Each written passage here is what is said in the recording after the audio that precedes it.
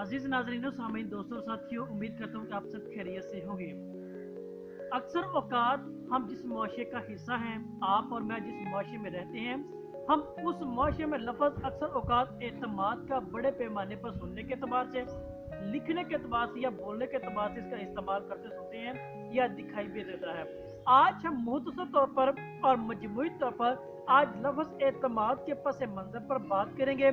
इसको जानने की, इसको पहचानने की कोशिश करेंगे कि लफ्ज़ जो एतमाद है ये क्या है, इसका पस मंजर क्या है और ये मामूली सा लफ्ज किस लिहाज से अपनी अहमियत का हामिल भी है। तो लिहाजा आज मजमूई तौर पर और मुख्तसर तौर पर हम इस लफ्ज के पस मंजर को जानने की कोशिश भी करेंगे। तो वीडियो शुरू करने से कबल मेरी आप सभी से दरख्वास्त है कि हमारे चैनल को सब्सक्राइब भी जरूर कीजिएगा, ताकि इस तरह आने वाली मालूमाती वीडियो बआसानी आप तक पहुंचती भी रहे। हम आम तौर पर ये जो लफ्ज एतमाद है, जिसे उर्दू में भरोसे के नाम से भी पुकारते हैं, जानते भी हैं, और अंग्रेजी में ट्रस्ट के नाम से पुकारते हैं या जाना भी जाता है। ये अगरचे बिल्कुल एक छोटा सा लफ्ज है, एक खफीफ सा लफ्ज है, मगर ये अपने पस मंजर पर नहायत बहुत बड़ा सबक लिए बैठा है। ये आम हम अपनी रोजमर्रा जिंदगी में इसको बोलते भी हैं, इसको सुनते भी हैं, इसको लिखते भी हैं या इसको देखते भी हैं, मगर इसके पस मंजर पर शायद ही किसी ने गौर किया या नहीं किया। लेकिन आज यही चीज हम देखने की कोशिश भी करें, यानी यही वजह है कि अगर हमने गौर नहीं किया तो यही वजह कि आज बेईमानी का जो आलम है वो वसी हो चुका है। आज बदअमनी का जो जो सामना वो हम कर रहे हैं, आज बेसुकूनी का जो आलम हमारे घरानों में, हमारी जाती जिंदगी में और हमारे मुआशरे के अंदर वसी पैमाने पर क्या वो अरूज को जा पहुंचा है। फिर यही बेएतमादी है कि हमने इस एतमाद को ठीक तरीके समझा नहीं है, ठीक तरीके सुना भी नहीं है, और ये क्या बेएतमादी ने क्या कि आज जड़ पकड़ कर एक तनावा दरख्त भी वो बन चुका है। यानी इस तरह के जितने भी अनासर हैं वो इस लफ्ज पर गौर ना करने की सूरत में वो जन्म ले चुके हैं। और यही वजह है कि हमारे खानदानों के अंदर, हमारे खानदानों के दरमियान जो अफरा तफरी और बेएतमादी का जो आलम है वो बर्पा हो चुका है।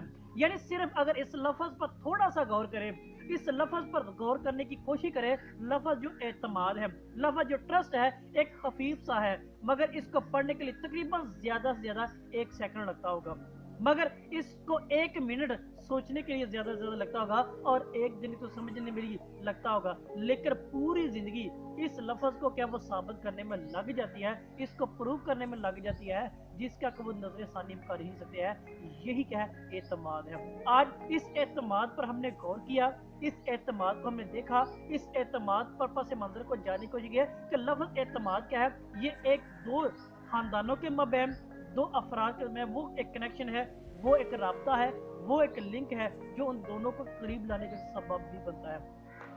अगर मजीद बात करें इस हवाले से, कलाम पाक की रोशनी में मुतालिया करें, कलाम पाक पर देखें, तो बेशुमार दफ़ा ये लफ्ज़ हमें मुख्तलिफ मिसालों के जरिए, मुख्तलिफ तमसीलों के जरिए और मुख्तलिफ एग्जाम्पल के जरिए हमें ये लफ्ज़ एतमाद अपना आप दिखाई देता है, और अपना वजूद, अपना पस मंजर हमें उस पर गौर खोज करने की, वो तरफ रजू करने का मौका भी देता है। हम कलाम पाक का मुतालिया जब करते हैं, कलाम पाक को जब पढ़ते हैं, कलाम पाक को गौर करते हैं, तो ये लफ्ज़ एतमाद क्या है, उसके शुरू से लेकर एहतमाम तक मुसलसल में इस बात की दावत देता है जो कि एतमाद है। हम एतमाद की मिसाल देखें, जब मुकस्सा मरियम के पास कलाम पाक में देखते हैं कि मुकस्सा मरियम के बाद जब फरिश्ता आता है, सलाम लेकर आता है और उसको सलाम पेश करता है, और मुकस्सा मरियम सबसे पहले क्या है, वो एतमाद के जो दामन है वो वहाँ पे क्या वो परवान चढ़ाती है, और वो एतमाद ही था तो हमारे लिए निजात दहिंदा यानी खुदावंद यीशु मसीह हमारे दुनिया में आए, और ये एतमाद की सबसे बड़ी निशानी भी है।